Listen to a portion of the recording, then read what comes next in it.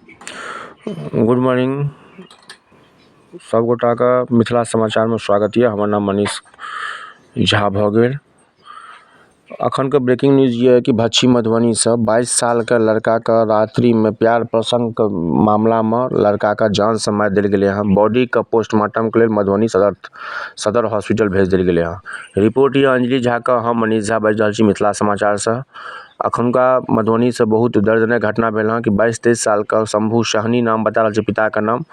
बच्चा का नाम अखन ना एले हँ। गुप्त सूचना के अनुसार अखन रिपोर्ट ये अंजलि झा के जे भच्छी में मलाह टोली के घटना छी, जे प्यार प्रसंग के मामला में 22-23 साल के बच्चा का जान से मारि देलकै।